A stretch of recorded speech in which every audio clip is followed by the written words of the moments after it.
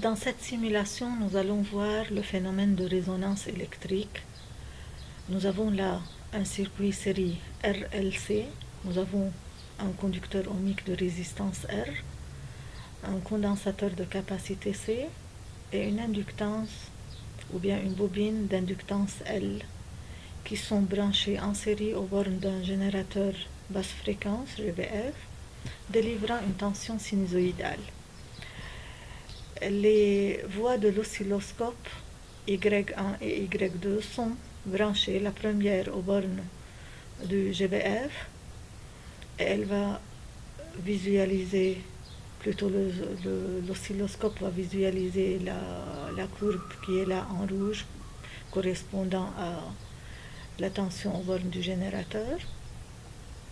Et pour la voie Y2, elle est aux bornes du conducteur ohmique, c'est-à-dire qu'elle va visualiser une tension qui est semblable à l'intensité, qui est là la courbe en noir. Bon, ici nous avons l'inductance L qui est égale à 70 millihenry. Vous allez utiliser cela à la fin de votre expérience. Et la capacité, c'est de 1 microfarad. Et nous allons voir là qu'on peut changer l'amplitude de la tension aux bornes du GBF. Je vais prendre une valeur bien déterminée et je vais la laisser telle qu'elle est au cours de mon travail.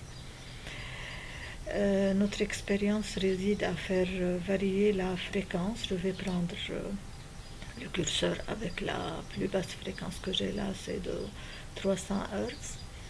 Et nous allons augmenter la valeur de la fréquence pour voir comment va changer l'intensité par rapport à la tension aux bornes du GBF.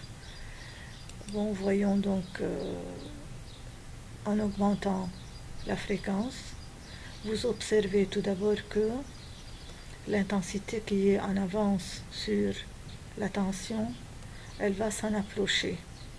Et on va arriver de plus qu'on voit que l'amplitude de l'intensité, elle augmente.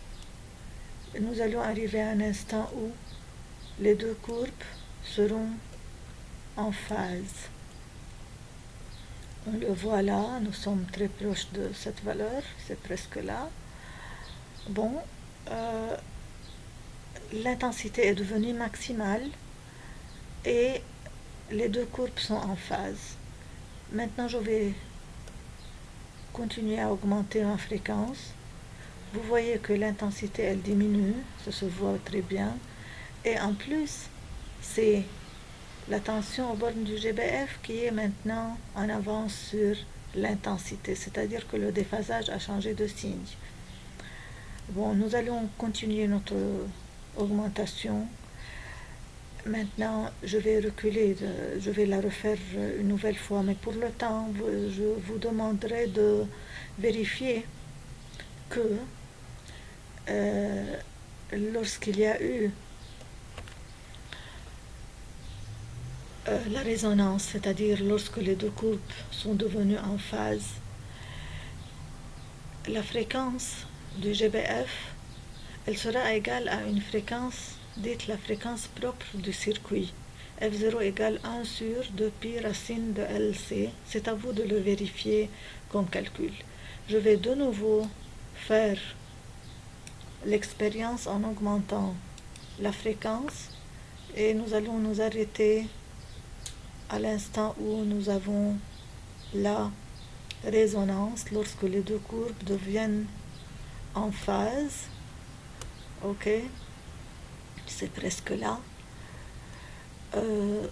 Donc pour cette valeur, vous allez vérifier l'équation que vous avez vue avant, qui est F égale F0 égale 1 sur 2 pi racine de LC. Bon, donc en augmentant la fréquence, vous allez voir que l'intensité est devenue en retard par rapport à la tension et elle diminue, sa valeur maximale est en diminution nous allons donc vérifier que à la résonance F égale F0, pardon, elle est égale à 1 sur 2pi racine de LC. Bon, j'augmente la fréquence et nous allons ainsi terminer nos